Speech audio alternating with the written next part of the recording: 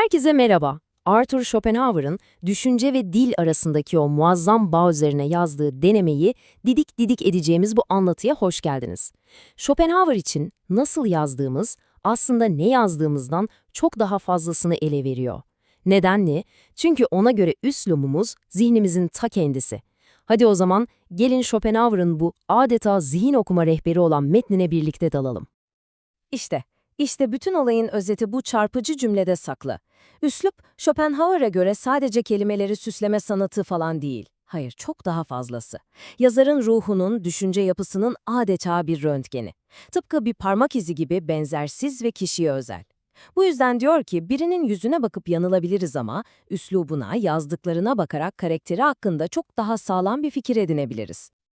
Peki, şimdi gelin meselenin kalbine inelim. Schopenhauer'ın bu zihnin fizyonomisi dediği şey tam olarak ne anlama geliyor? İşte bu ilk bölümde merkezi argümanını, yani üslubun nasıl zihnimizin bir dış görünüşü olduğunu anlatıyor. Bakın burası çok önemli. Schopenhauer için üslup, bir yazarın sadece ne düşündüğünü değil, asıl olarak nasıl düşündüğünü gösterir. Yani konu değişebilir. Bugün siyaset hakkında yazarsınız, yarın sanat. Ama o düşünme biçiminizin özü, zihninizin o hamuru hep aynı kalır. Ve bu hamur kendini kaçınılmaz bir şekilde üslubunuzda belli eder. İşte tam da bu yüzden özgünlük her şeydir. Başkasının tarzını kopyalamak, ne kadar havalı görünürse görünsün, cansız bir maske takmaktan farksızdır diyor Schopenhauer. Hatta o kadar ileri gidiyor ki en çirkin ama canlı bir yüz bile o mükemmel maskeden iyidir diyor. Çünkü yapmacıklık, sahtelik, okuyucuda anında bir iticilik, bir güvensizlik hissi yaratır. Bunu hemen sezeriz değil mi? Gelelim şimdi hikayenin kötü karakterine. Yani söyleyecek özgün hiçbir şeyi olmayan ama bu boşluğu türlü türlü hilelerle gizlemeye çalışan yazara. Schopenhauer bu tip yazarların kullandığı maskeleri acımasızca, tek tek yüzlerinden düşürüyor. Vasat yazarların en büyük günahı işte bu. Zihinleri boş olduğu için bu boşluğu bolca kelimeyle, süslü laflarla, bilgiç tavırlarla doldurmaya çalışırlar. Ortada gerçek bir düşünce yoktur. Sadece düşünce varmış gibi görünen bir kelime yığını vardır. Bu size de tanıdık gelmiyor mu? Günümüzün o bitmek bilmeyen içerik bombardımanını bir düşünün. Schopenhauer'ın tespitine kadar da güncel. Peki, bu düşünce fukaralığını gizlemek için kullandıkları cephanelikte neler var? Birincisi, okuyucuyu yoran, nefessiz bırakan upuzun ve dolambaçlı cümleler. İkincisi, havalı ve bilgili görünmek için uydurdukları, kimsenin anlamadığı, gereksiz yeni kelimeler.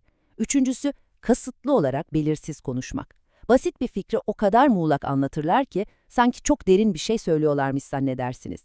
Dördüncüsü, somut olmak yerine sürekli soyut terimlerin arkasına saklanırlar. Koşullar, sistem, perspektif. Ve tabii en kötüsü, söyleyecek hiçbir şeyleri yokken sayfalarca yazarak okuyucunun en değerli varlığını, yani zamanını çalarlar. Bu cümle gerçekten o kadar iyi ki, çünkü sunacak pek bir şey olmadığını bilen bir yazarın iç çatışmasını, o psikolojik sıkışmışlığı mükemmel bir şekilde yakalıyor. Bir yandan bir şeyler anlatmak zorundalar, diğer yandan da anlatacak değerli bir şeyleri olmadığını gizlemek zorundalar.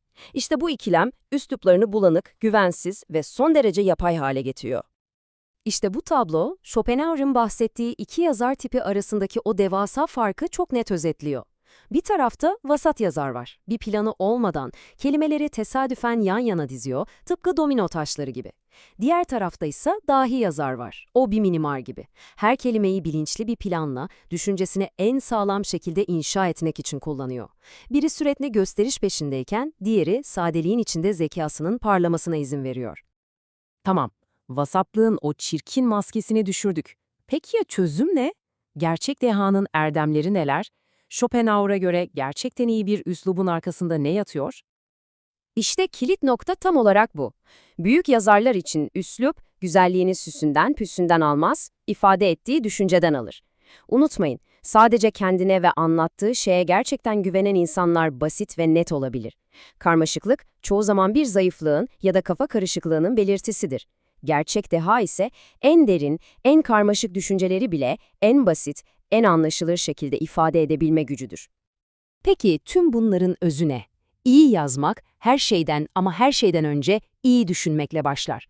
Schopenhauer'ın ilk ve en önemli kuralı bu. Söyleyecek bir şeyin olsun. Eğer değerli bir fikriniz yoksa, dünyanın en süslü kelimeleri bile boş bir çuvalı dolduramaz.